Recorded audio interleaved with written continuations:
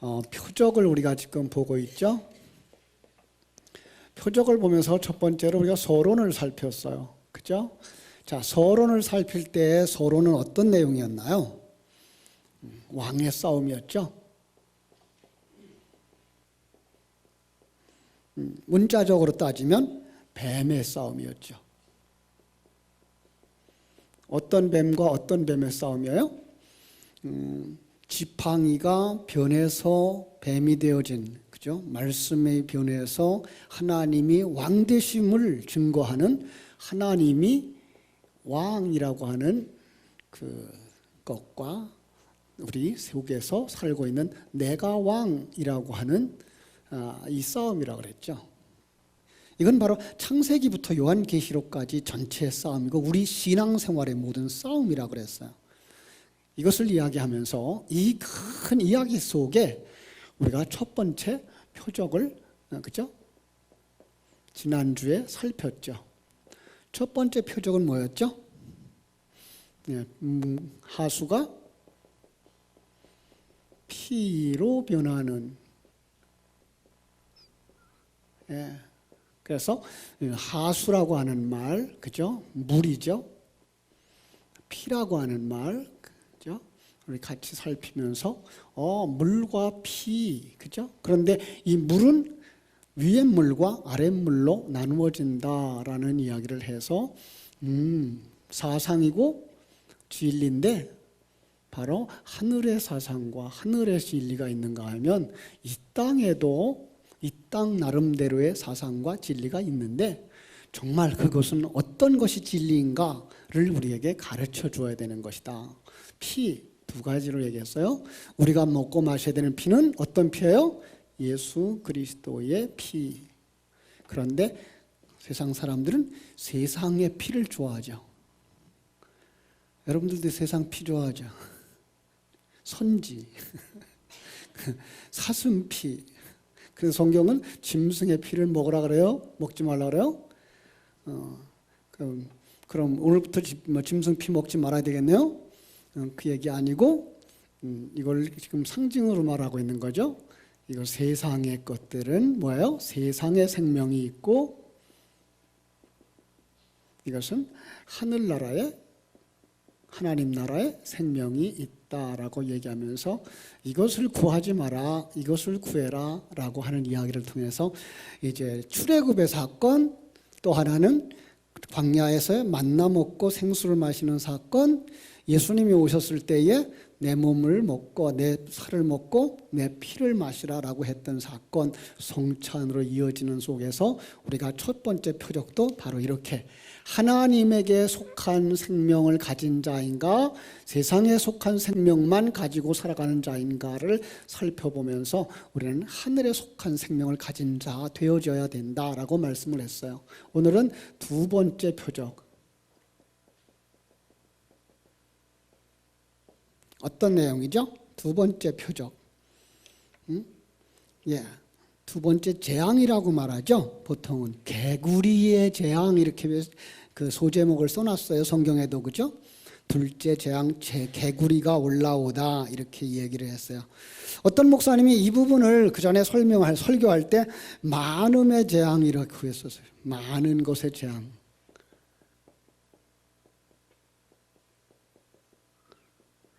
많았으면 좋겠다 그러는 게 오히려 재앙이더라는 거예요. 여러분, 우리가 이 세상 살면서 뭐가 좀 많았으면 좋겠어요? 돈.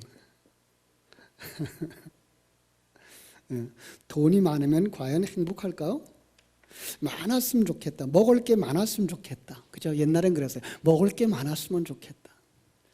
요즘도 우리 어른들 가운데는 먹을 게 많았으면 좋겠다는 생각이 가득한 것 같아요. 그래서 가끔 이 어른들 방에 식사할 때 들어가 보면 이렇게 많이들 떠다 놓으셔요. 많이. 드시고서 드신 만큼 조금 더 갖다 먹어도 될 텐데 많이. 나중엔 다 먹지 못하고 그 어디로 갈까요? 쓰레기통으로 가요. 아까운데 그걸 얘기를 못 하겠더라고요. 왜요? 시험 들까 봐. 그분의 마음 속에는 아직도 그죠? 가난하게 살았던 것이 한이 되어지고 배고프게 살았던 게 한이 되어져서 그냥 가져가면 다 먹을 것 같은 것 같아요. 그런데 연세가 드셔가지고 그걸 다 못 드시고, 그죠?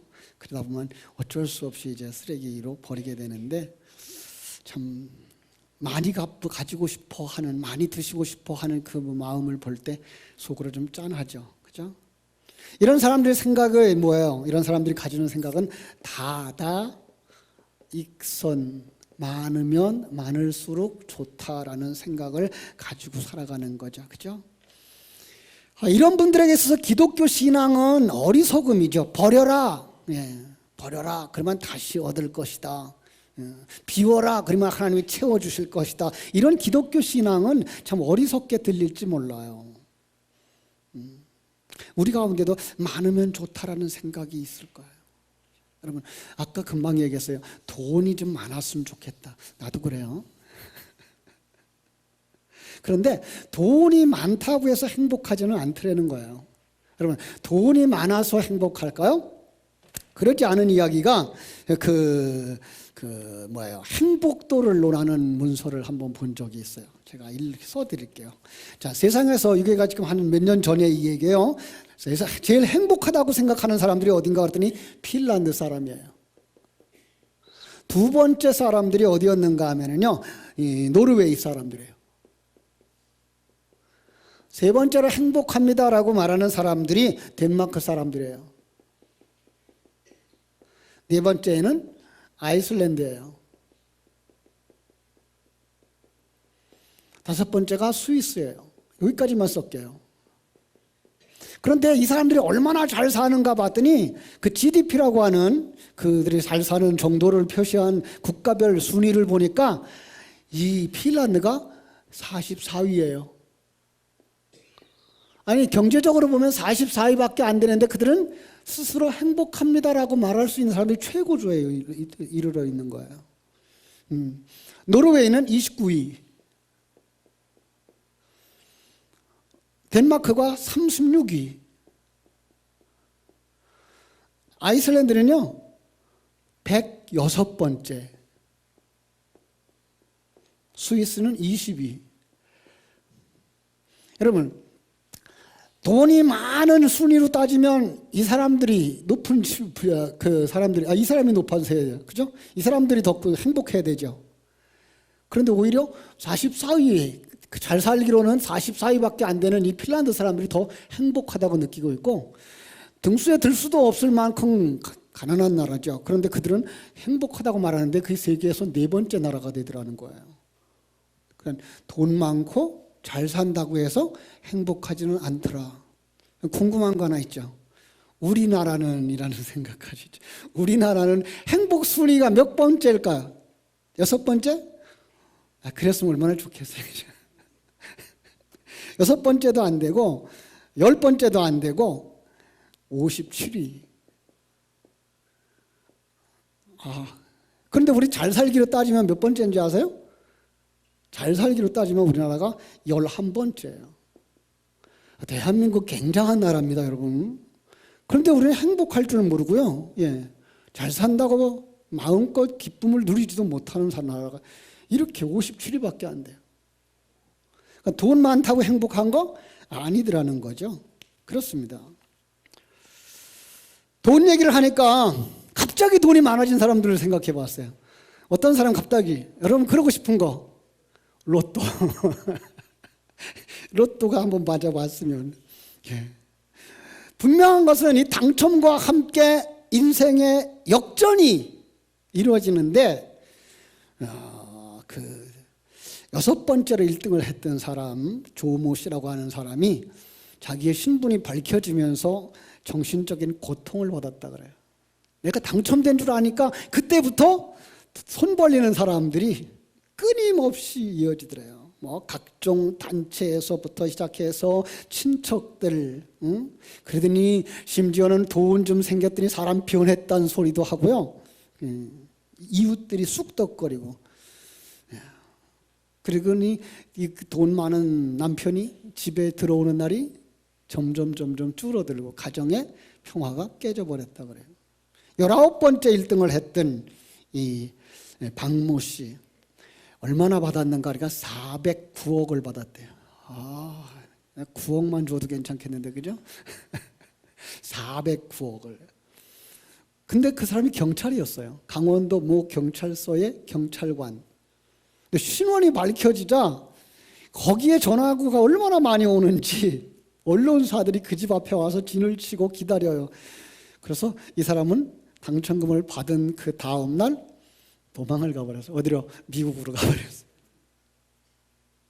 외국에도 마찬가지예요. 외국에도 수백억 복권이 당첨된 사람들 250억을 당첨했던 이 사람은요 11년 만에 당첨금 다 잃고 파산해가지고요 알코올 중독이 돼가지고 참 불행을 겪었다라 그래요. 여러분 돈이 갑자기 많아져가지고 좋아진 경우가 별로 없어요. 우리 동네도 그런 사람이 있었죠, 그죠? 우리 동네는 아니고 요 맞은 쪽의 동네, 그죠? 우리가 잘 아는 사람들이죠, 그들이요, 그죠? 그거 개발되어지면서 보상 받아가지고서는 그들이 어떤 결과들을 맺었는지 우리 잘 알고 있어요, 그죠? 그냥 많다고만 좋은 건 아닌 것 같아요. 여러분 중국에 가셨으면 여러분 개구리 고기를 잡숴 보셨나요?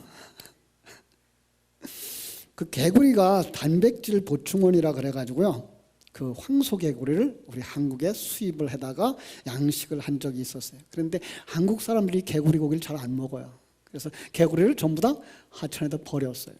그리고 나서는 개천에 개구리가 많아져가지고 이 황소개구리 때문에 뭐예요? 생태계가 교란이 되어진다고 개구리 잡는 거 보상도 해주고 개구리 잡기 시합도 경기도 생겨나고 그랬어요. 감사한 건 요즘요 그 개구리의 올챙이를 잡아먹는 우리 한국의 토종 물고기들이 생겨났대요. 그래서 요즘 황소개구리 많다는 걱정들은 없어졌대요. 아직도 많아서 걱정하는 거 있죠. 베스라고 하는 물고기 참 아직도 이렇게 많아지는데 강물 속에 그게 많았던 거예요. 어디에? 나일강 속에. 애굽에서는요 이 나일강이 신이었던 것이고요 나일강 속에서는 개구리가 신이었던 거예요. 이 하피라고 하는 신인데요 그 신과 아기 출생을 돕는 헤크트라고 하는 여신이 관련되어진 풍요의 신이 바로 개구리였던 거예요. 그들이 어디에 가 있었어요? 하수 속에 숨어 있었던 거예요. 여러분 개구리가 알을 몇 개나 낳을까요? 봄철에 개구리 한 마리가 있으면요 개구리 그 곁에는 그 알이 오글오글오글해요. 그 알이 한번 깨고 나면 개구리가 이렇게 그 올챙이가 그냥 새카만해져, 그죠? 여름철 요즘은 그렇지 못한데 과거에 개구리들이 얼마나 울었나요, 그죠? 개구리 정말 잘 울었어요. 그거에 보고선 뭐예요? 왕성함, 풍성함. 그래서 그들이 신으로 대접을 받았던 것이라 그래요. 우리나라는 안 그런가요? 우리나라도 이 개구리를 좋아해요. 개구리보다는 뭐예요? 두꺼비를 좋아하죠. 그래서 결혼하는 신혼부부한테 뭐라 그래요? 떡두꺼비 같은 아들을 쑥쑥 낳아라 그러죠. 그런가 하면 금방에 가면은 뭐도 있어요? 금두꺼비도 있어요. 이렇게. 그리고 우리나라도 그런 것들이 있는 거야. 여러분 이스라엘 백성들이 애굽에서 430년 동안 살면서 그 습관에 젖었던 거야. 이 세상의 논리에 젖었고 세상 임금의 사상에 젖었고요. 이게 바로의 사상인 거예요. 그들을 향하여서 하나님은 아론과 모세를 보냅니다. 자, 5절을 보겠습니다. 여호와께서 모세에게 이르시되 아론에게 명령하기를 네 지팡이를 잡고 네 팔을 강들과 운하들과 못 위에 펴서 개구리들이 애굽 땅에 올라오게 하라 할지니라. 여기 단어 중요한 단어 나와요. 네 지팡이를 들고. 지팡이 뭐라 그랬죠? 말씀. 그죠? 그래서 야복강에서 환도뼈가 부러진 야곱이 그때부터 뭘 짚고 살아요? 지팡이 짚고 살아요. 무슨 의미예요? 나는 죽고 말씀 의지하며 사는 사람. 이게 뭐예요? 이스라엘. 이게 승리자예요. 이게 성도예요. 그죠? 그런가 하면 다윗도 그렇게 고백했죠. 시편 23편에. 그죠? 예, 지팡이와 막대기가 나를 안위하시나이다.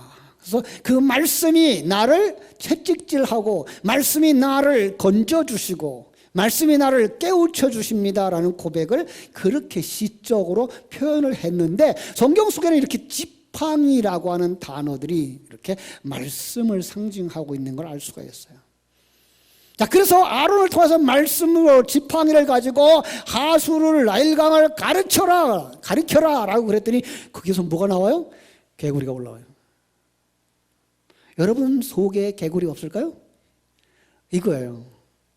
하나님은 지금 우리들 속에 개구리가 가득 들어있는데 그걸 포장을 잘해서 지금 냄새가 안 나고 소리가 안 나고 있을 뿐이에요. 하나님의 말씀을 가져다 우리 목에 딱 대면 어떻게 된다고요? 우리 속에서 개구리가 하나씩 툭툭 튀어나오는 거예요.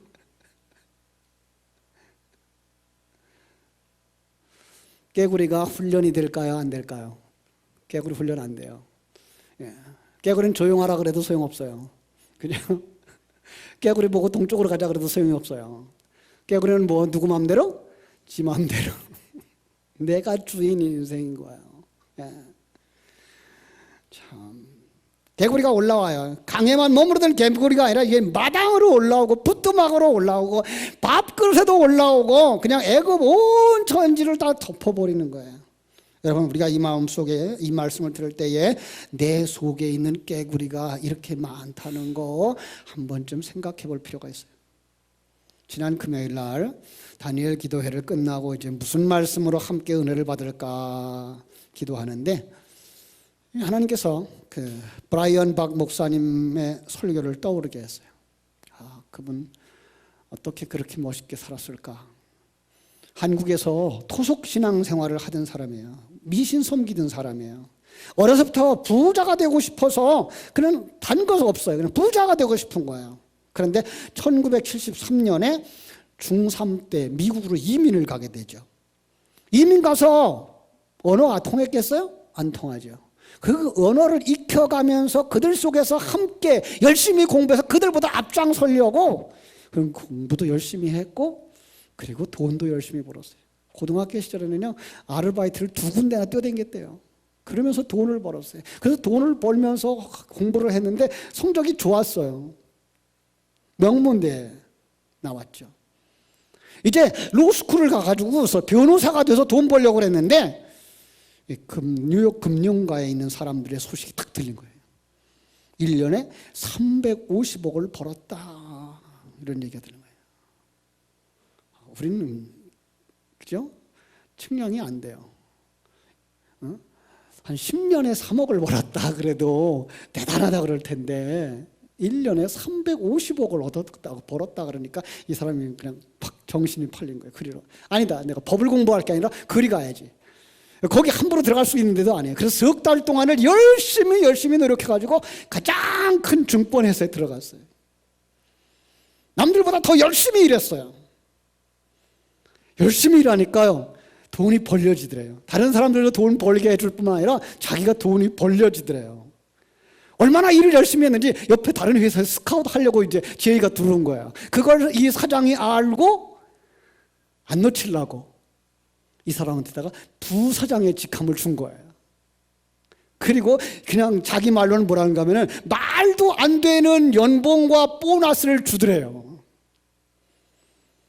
26살에 최연소 부사장, 상상지도 못할 돈을 벌었고 누리고.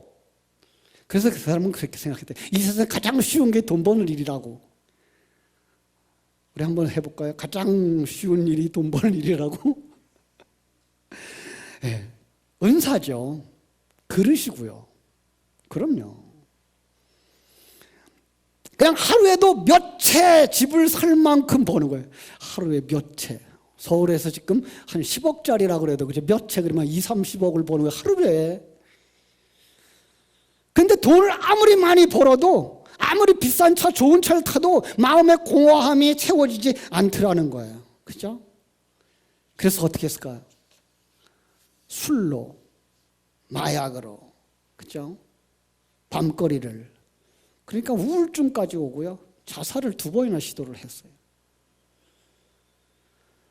그런데 참 그분에게 하나님의 은혜가 임하였고 그걸 다 포기하고 가난한 목사가 되기로 결정을 했고 지금 목사의 삶을 살고 있어요. 금요일 날 그래서 그분의 은혜를 같이 나눴어요. 이번 금요일에 나눴던 말씀은 성령 충만을 받으라는 거예요. 성령 충만. 성령 충만의 방법 단순하게 아주 세 가지 기억하시죠? 첫 번째 뭐라 그랬어요? 첫 번째 항복하라. 두 번째 뭐예요? 회개하라. 세 번째는 뭐라요?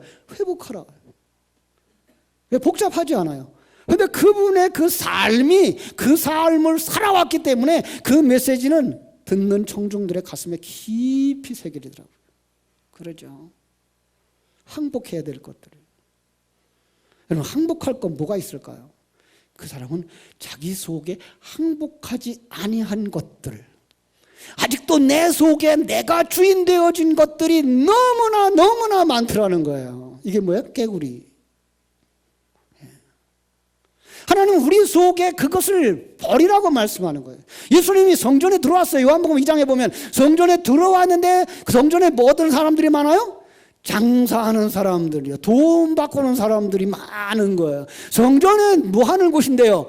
하나님을 만나는 곳, 하나님 앞에 기도하는 곳. 예, 성전으로 완성되어져야 되는데 거기 장사꾼들이 들어가 있는 거예요. 오늘 우리가 신앙생활을 수없이 많은 해를 해왔지만은 우리 속에 뭐가 가득 들어있어요? 장사꾼 심보가.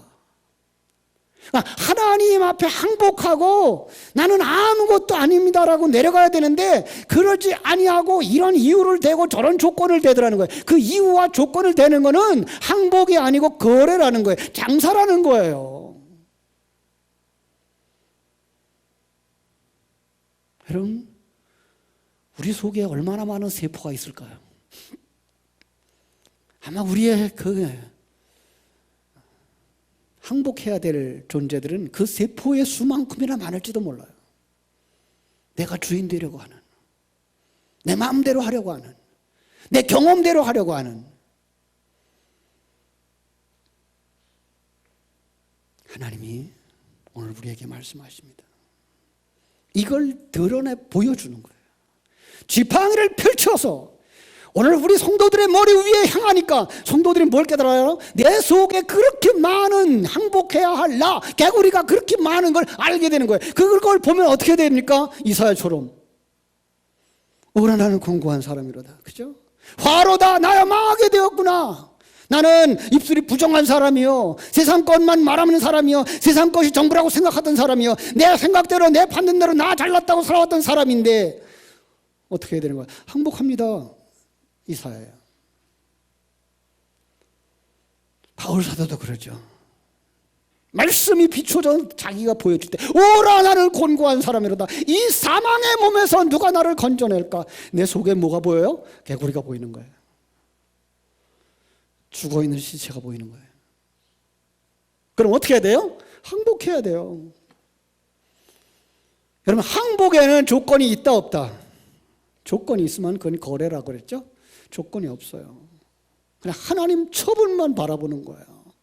내 지식, 내 생각, 내 경험, 아니 하나하나 기어러 올라오는 하수에서 기어 올라오는 그 개구리보다 더 많은 것 무조건 버리라고 요구하시는 거예요. 그걸 또 다른 말로 뭐라 그래요?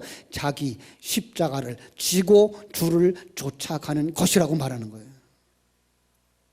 그렇죠? 그동안 그렇게 살지 못한 것 회개해야 되죠. 그렇게 살지 않은 것 회개해야 되죠. 그죠? 그때만 거기서 펼쳐지는 것이 있어요. 회개하는 사람들에게만 주어지는 것, 회복이죠. 사랑하는 여러분, 지금 이 바로에게 이 개구리들이 이렇게 올라올 때, 아니 우리 속에서, 내 속에서 개구리가 부글부글 기어 올라오고 있을 때 우리 어떻게 돼야 돼요? 예, 항복해야 됩니다. 가슴을 치고 항복해야 되죠. 그러지고 부르짖어 기도해야 되죠. 근데 그러지 못하는 사람이 여기 있어요. 누구예요? 바로. 그 오늘도 그러지 못하는 사람들이 있어요. 누구? 바로. 누구예요? 나. 상황이 급하면 뭐라 그래요? 그래. 예, 알겠어요. 개구리만 떠나가게 해주면 돼요. 그러면 내가 할게요. 순종할게요. 그래서 개구리 떠나다 모세가 하나님께 간구해서 개구리가 떠나자 바로가 어떻게 했어요? 마음이 또 완악해졌어요. 그럼 어떻게 되는지 알죠? 또 다른 재앙이 임한다는 거. 마지막 재앙이 뭐였어요? 그 맏아들이 죽는 거예요. 여러분, 맏아들의 죽음은 곧 나의 죽음이라는 사실을 아십니까? 성경 속에 아들을 저주하는 건 곧 나를 저주하는 것이었어요. 네. 기억납니까? 노아가, 그죠? 방주를 다 지어놓고 모든 생물이 다 죽었어요. 8식구 나와서 농사해서 포도에서 농사 지었고 그 포도 마시고 뭐였어요? 술 취했어요. 추태를 부렸죠. 그죠? 추한 모습을 보였어요. 그것을 함과 셈과 야벳이 있었는데 함이 봤어요. 그죠? 어떻게 됐죠? 저주를 받아요. 누가 저주를 받죠? 함의 자녀들이 저주를 받아요. 그건 누가 받는 거예요? 아버지, 자기가 저주를 받는 거예요. 바로 그가 죽는 거예요. 그가 망하는 거예요. 그가 지옥 가는 거예요. 여러분, 우리 그러면 안 되잖아요. 여기서 우리는 망하는 건 뭐예요? 지옥 가는 거예요. 하나님이 우리에게 말씀을 비추어서 내 속에 개구리가 그렇게 많은 나 중심의 생명과 생각들, 사상들이 그렇게 많은 내가 판단자가 되어지고 내가 주인 되어졌던 그 많은 사건들 부글부글 올라올 때 어떻게 된다고요? 항복해야 돼요. 주님 앞에 항복하는 여러분 되시기를 바랍니다. 그리고 뭐 해야 돼요? 회개해야 돼요. 그러면 하나님께서 회복시켜 주실 줄로 믿습니다. 우리 이 시간 다 같이 한번 주여, 내가 바로입니다. 말씀의 지팡이로 우리를 지적하실 때 우리 속에 수없이 많은 개구리가 기어나오는 것을 보게 됩니다. 두 손 들어 항복합니다. 회개합니다. 우리 한번 통성으로 기도하겠습니다.